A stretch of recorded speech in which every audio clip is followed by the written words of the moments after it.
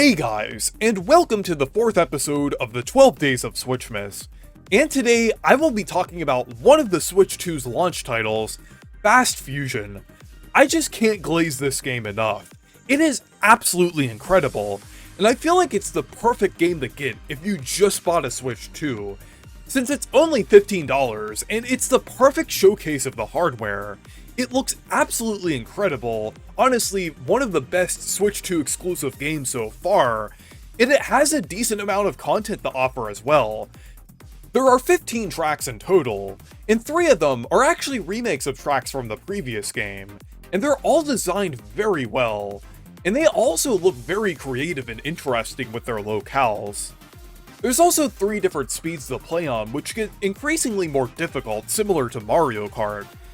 And one of the big new mechanics of this game is the fusion ability, where you can combine 2 vehicles together, which is really cool, and there's hundreds of different possibilities here.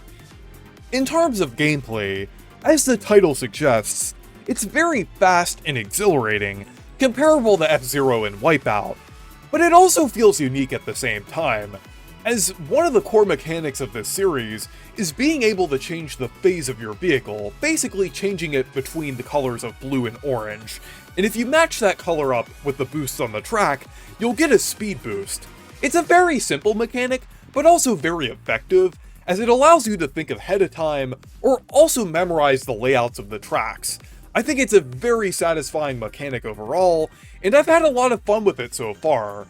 On top of the excellent gameplay, there's also a wide variety of modes which flesh out the amount of content in this game. The main mode is Championship mode, and it basically serves as this game's Grand Prix mode. There are 5 cups in total, with 3 tracks each.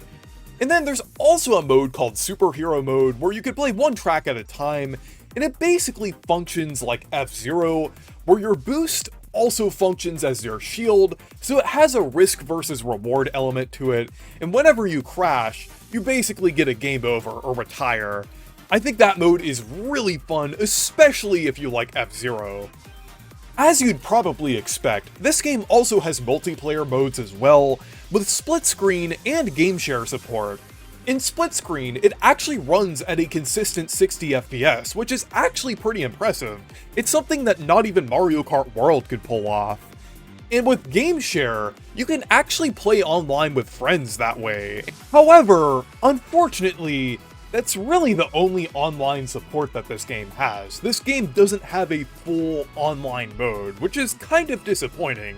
It would have been nice if there was a mode where you could play with random people online, or you can connect with a bunch of friends online.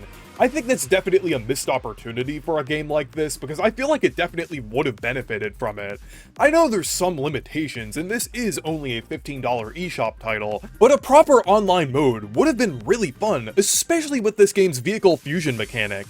But even then, I still think this is a really fun game to play offline, since the CPUs are still fairly difficult, kind of comparable to F-Zero.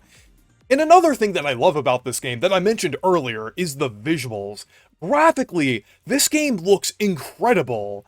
In terms of its art style, it's going for a realistic look, but it also looks very stylized in some areas too, and has a lot of themes of both nature and science fiction.